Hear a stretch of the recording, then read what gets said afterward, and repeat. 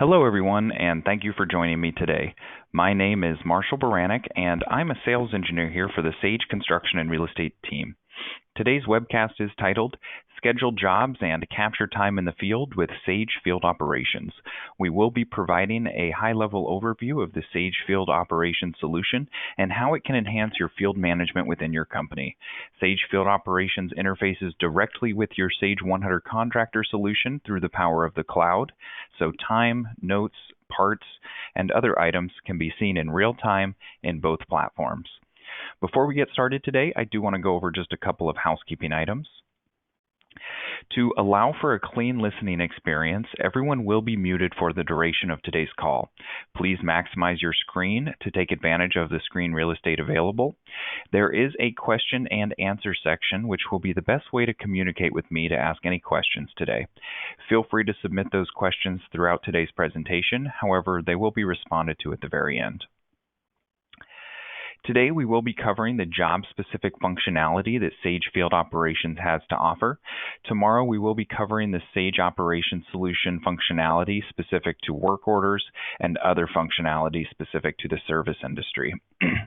Sage Service Operations and Sage Field Operations are essentially one and the same. You may notice today that my system is going to display Sage Service Operations, but just know that this tool can accommodate both service and job-related information capture. If you are interested in attending the session provided tomorrow, you can find a handout with the list of webcasts for the month of April. Feel free to sign up for other sessions you may find interesting. And even if you can't make it, go ahead and register anyways, and then we'll send a copy of that recorded demonstration to you guys about 24 hours after the conclusion of that. All right. So what you see here on the bottom is your Sage 100 Contractor solution that's installed in your back office, or perhaps it's hosted by a third party.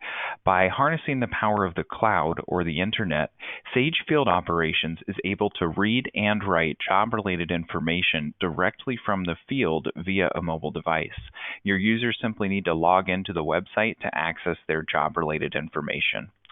This solution will empower your back office to schedule and dispatch work assignments for employees and subcontractors. The solution will also save the office staff time. Information captured in Sage Field Operations is written directly back to Sage 100 Contractor to alleviate manual data entry. Payroll records will write directly to your 551 daily payroll, and your DFRs will be sent to your 6116 daily field reports. Because time is being accumulated throughout the week, this is going to empower us to process payroll much more quickly. Sage Field Operations also empowers your superintendents out in the field. It will empower them to create purchase orders, daily field reports, RFIs, and other information. Users can also review time and create customer quotes directly from the field. As all of this content is being created, this information is going to be readily available back in your 100 Contractor system. In addition, Sage Field Operations can be used for simply tracking time. With the time entry only license, users can get information regarding their work assignments, and then they can punch in and out, as well as submit their weekly time cards. Throughout the presentation, we will be showcasing the tight integration between Sage Field Operations and your 100 Contractor solution, and ultimately showing where all of that data is being written back to. We'll also be highlighting the different user roles, as well as some features that the solution has to offer. Before we take a deeper look at Sage Field Operations, we need to understand how it differentiates itself from competitive solutions. Most dispatching or scheduling software is going to be a bolt-on to your existing accounting database. And what this means is that there's two different databases that need to sync intermittently throughout the day. So as you're transferring data between the mobile database and your Sage database, this can cause latency and potentially cause data integrity issues, and this is not the way that Sage Field Operations functions. As other solutions need to sync throughout the day, Sage Field Operations is a true extension of your accounting system out into the field. Sage Field Operations utilizes your Sage 100 Contractor database, so there's never any inconsistencies between different systems. All of your jobs are going to be updated in real time, same with all of your notes, purchase orders, RFIs, and all of your time submitted throughout the day will be accumulated in real time. Sage Field Operations is a browser-based solution that's built with responsive design. Today, we will be operating from my laptop computer, similar to how your office users would be accessing the solution. I will be taking a few moments to emulate what it would look like for your users out on the field using a tablet or a cell phone. And depending on how you access this site, the solution is smart enough to contour the site to the screen real estate available. You can see here that when we access using a tablet or an iPad, the site is going to look similar to if we're using a laptop or desktop computer. However, if we access the site from a cell phone, you'll notice that the responsive design changes to be the most efficient for the screen real estate available, much like the image you see on the right side of your screen here. We will be taking a look at the different time tracking options within the system, and with regards to time entry, we will be looking at two different options. We can either go with the punch actions, which give us the most detail per user, where a user will punch in when they start and out when they've completed. With the punch actions, we can also track lunches, break time, travel time, as well as any suspended time. The second option is your standard time entry, which basically lets you enter in a certain number of hours for a certain work order or job, and then push that information back to your 100 contractor once it's been approved. We will also have the ability for one person to submit time for multiple people, which would empower a superintendent to track time for an entire crew. And as all of this time is being seen by the back office, they can schedule or dispatch employees as they finish their assignments. So if you were using this for service work, we would have the visibility and to see when they finish that assignment so that we can create a new one for them to complete the work that day. And it will be immediately available for the employees' assignments page. Sage Field Operations will provide the tools that your field employees need to be successful. Technicians can easily enter their time and quotes from Sage Field Operations. We can also load in custom forms that can substitute documents that you may currently be using out in the field. We can enable custom signatures that can be captured directly from a mobile device out on the field. Within Sage Field Operations, users can also see all of their work order assignments and any site history as well. Sage Field Operations also supports the ability to create purchase orders as well as the ability to create a purchase order credit. Parts can be removed from your inventory to different stocking locations within Sage Field Operations, and all of these options are going to be user specific, which gives you the power to decide who does what with the software.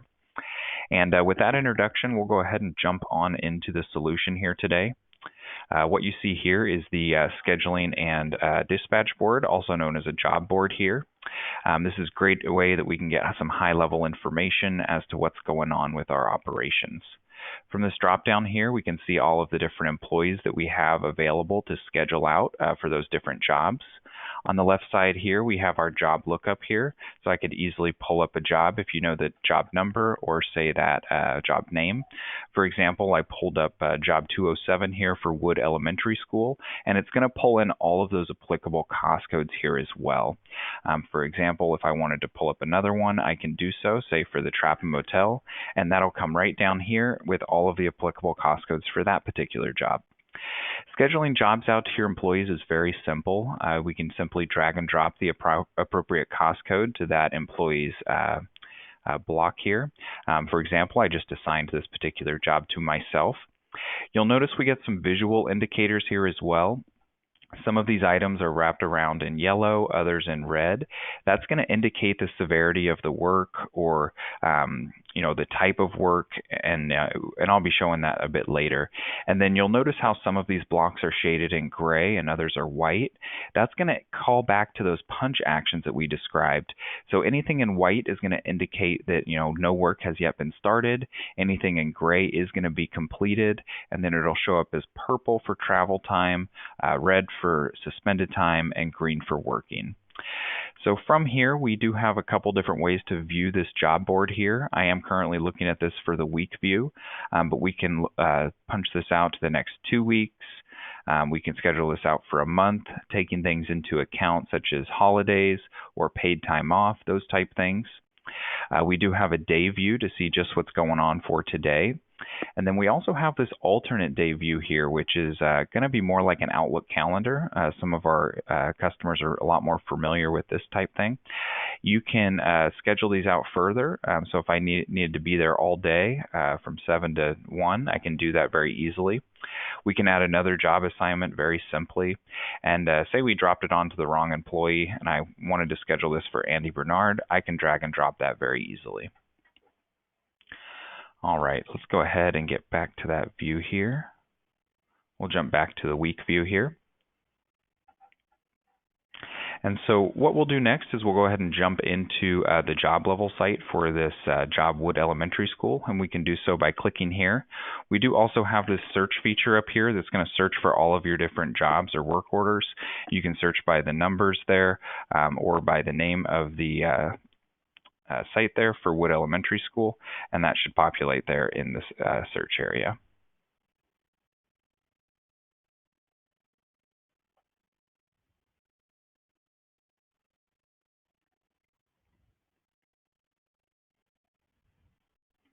All right, so from the job level here, we can get lots of high-level information as to what's going on with the particular job. And I am kind of assuming the role of the office user still here on the job level, as well as on that job board here. And we'll be getting over to what your superintendents would be viewing here shortly.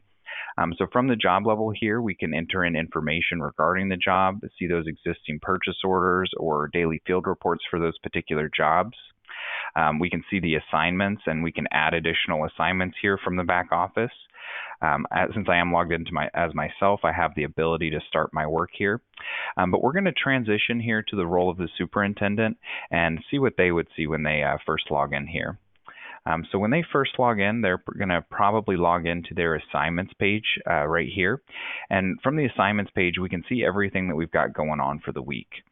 We can collapse these days, just see what's going on for today, which is Wednesday. We also have this day-week toggle view where we can toggle just what's going on for today to see just what's going on Wednesday, April 10th. These are the assignment priorities that I was referring to a moment ago. So as you can see on the left side here, this particular assignment I assigned myself is currently under the prompt category.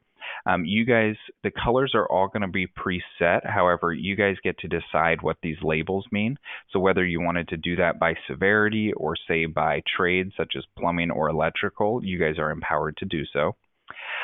Since we are accessing this site typically from a mobile device out on the job site, I will emulate what that's going to look like here. So bear with me just a second while I do that. As you can see here, if we're on an iPad view, it does contour the screen just a bit to take advantage of the screen real estate that is available. But if we went a step further and we access this from a cell phone, you'll notice that now it's a lot more streamlined for this interface using a touch interface with your finger.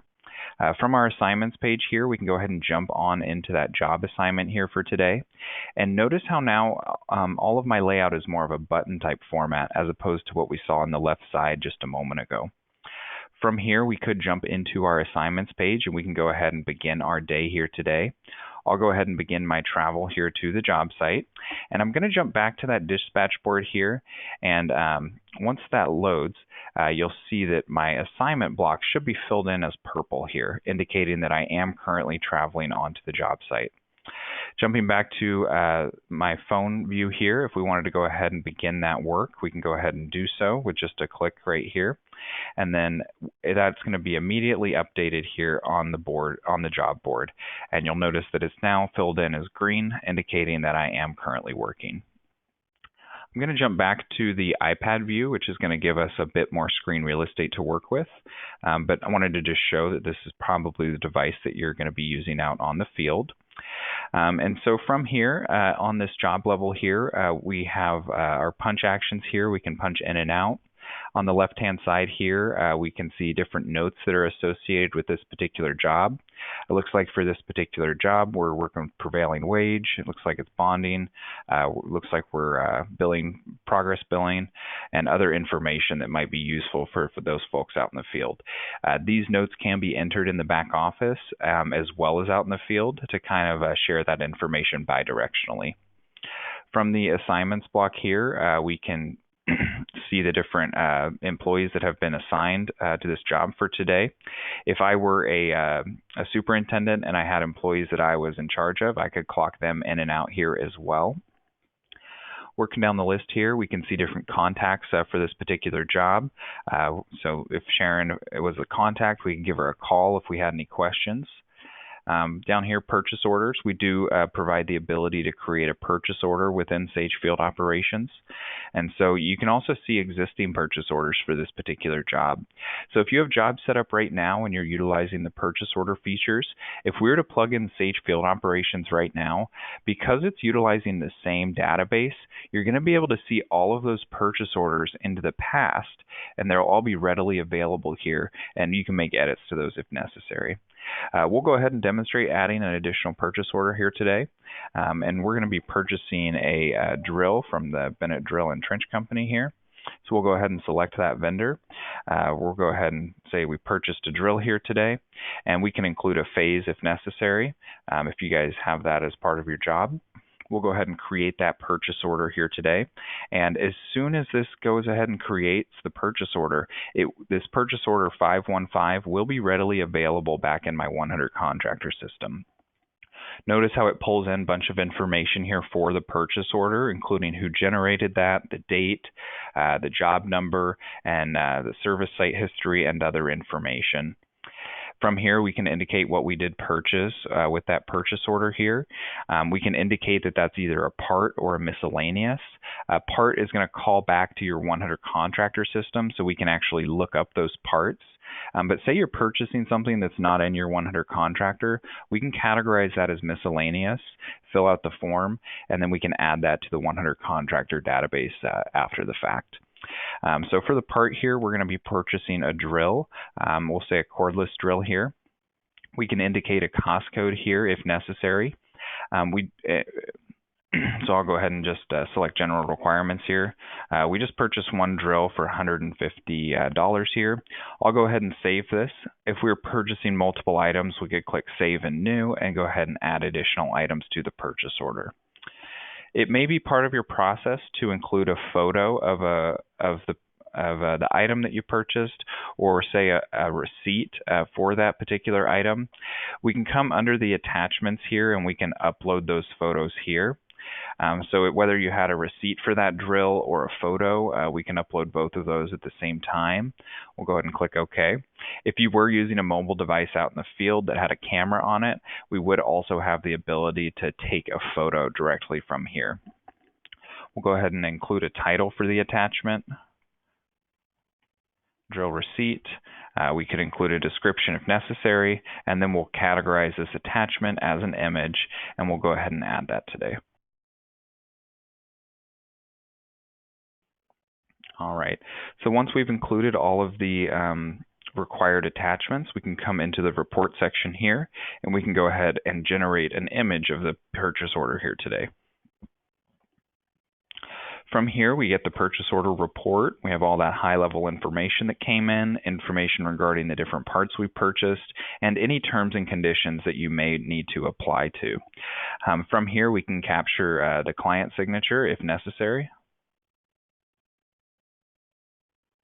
We can capture the contractor's signature if necessary. We can email this purchase order directly to either of them, or say we wanted to send this to the back office and let them decide what they wanted to do with that. We could include that email here. If we check these boxes off, drill receipt here, that would include that in the email there, but I'll leave that blank for today. We'll go ahead and generate this purchase order report here, and then it will be available under the attachment section for this purchase order here, and it's also going to be attached at the job level as well. So we can jump into that purchase order that I just created, and notice how it created this nice PDF here for me that includes those signatures, the customer's information, our company logo, and other type information as well. Jumping back to the job level here, we'll go ahead and work our way down the list. As I mentioned earlier, the system does support work order type information. We can associate work orders to a job as well. They can also be independent to the vendor or the customer there. we can generate daily field reports within Sage Field Operations here as well. Same holds true with the purchase orders, that if we were using the system prior, if we were using this job prior to using Sage Field Operations, all of our daily field reports will go ahead and populate for us. I'll go ahead and generate a new daily field report here today. We'll go ahead and start to fill out some information regarding that. I'll be the one that prepared this today. We'll title this daily field report 4.10.2019. We can include a phase if necessary, if you guys wanted to do that. It'll pull in the weather and the temperature automatically based on the zip code on the job. We'll go ahead and generate that field report here today. And then as soon as I generate this new daily field report 66 will be readily available in your 100 Contractor system. But now we can go ahead and start to fill this daily field report out. Under the Assignments tab, it's going to have those same punch actions here that we were working with just a moment ago under the daily field report, so we can continue to punch in or out or suspend our time there. We can add additional assignments if necessary directly from the daily field report level. We can jump into the notes here if we had any notes that we wanted to save. And everywhere throughout the program that it has the notes section, we do have the ability to do a talk to text if you had a microphone enabled device, so alleviating that data entry a step further. We'll jump down here to the labor tab.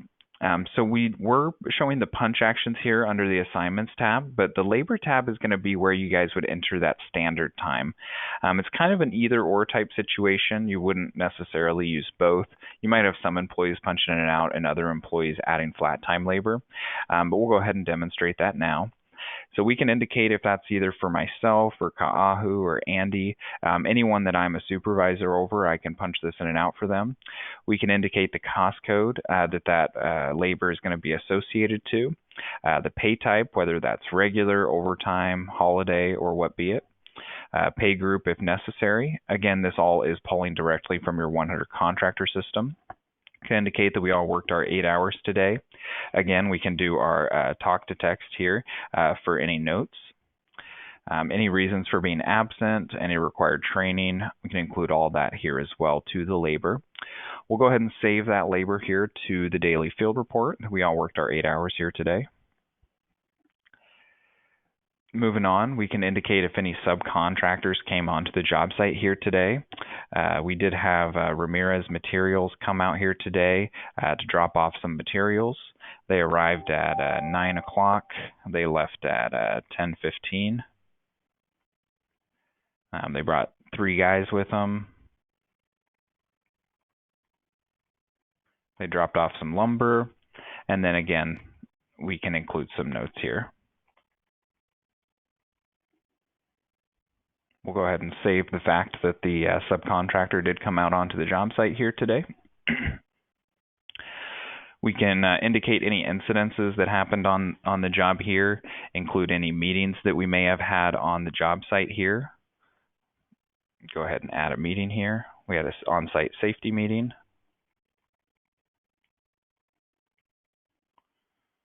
Include anyone that was present. And then we'll go ahead and save that meeting here. If we were using equipment or units, we could include those to the daily field report here. It may be part of your process to include a photo of the job site. And let's say we wanted to take a photo of that lumber that was received. We can go ahead and do so. Include any descriptions or category. We'll go ahead and add that attachment here today. Notice how this lumber is now attached, and this will be readily available back in 100 Contractor as well. We'll go ahead and jump back up to the assignments here, and I'm going to go ahead and complete my assignment here today, just so that it'll show completed back in 100 Contractor. I also want to show that if we wanted to sketch up this image or say do a before and after, we could. We can come in here to our sketch utility here. We can indicate that we received our lumber. We'll go ahead and pull in that photo I uploaded just a moment ago. We can indicate that, yes, this is the lumber we received right here. We can email this to the back office as well. We'll go ahead and save this sketch here, and then that will show up under the attachments tabs as well.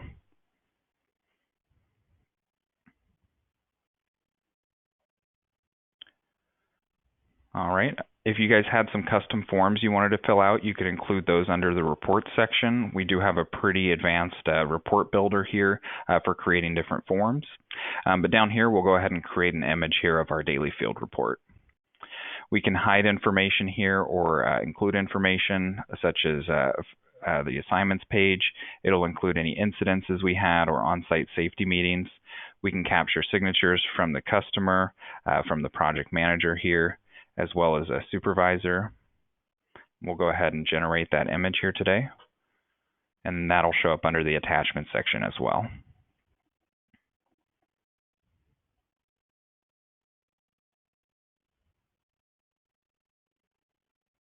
And here it is with those signatures. All right. So that completes filling out a daily field report there. I'll jump back to the job level here. I quickly wanted to show that we do have a time review option here as well for reviewing all of that time that has collected. We do currently support 3 levels of reviewers, so if you guys wanted multiple people to review that, and then we can export this if necessary, but it's all going to be reading and writing directly to your 100 contractor database. So I will take a moment to show where all of this information is being accumulated. So I'm going to pull up my 100 contractor system here today. I'm first going to jump into my 551 daily payroll to show where those punch actions have been accumulating. You'll see that there are 2 here listed for me. One is going to be for that travel time, and one's going to be for that working time. Jumping into our 611.6, we can show those daily field reports that we created here today. I'll jump to the last one in the list. You'll see that daily field report here, number 66 for Wood Elementary School. Pulled in the weather, mostly cloudy. We have those punch actions here of those 8 hours that I included onto the daily field report. Any incidences that would have been recorded will show up here. Any meetings that you guys had, that on-site safety meeting, everyone who was present included here. In the upper right-hand corner, we have our attachments tab where we have that photo, the lumber that was received, as well as that daily field report. All right, so I am going to jump back into our PowerPoint presentation for just a couple closing slides here today, and I'm going to leave it open for questions. Join us for our SAGE sessions here in April in just a few weeks. We will be covering specific information regarding to the SAGE Construction and Real Estate Division.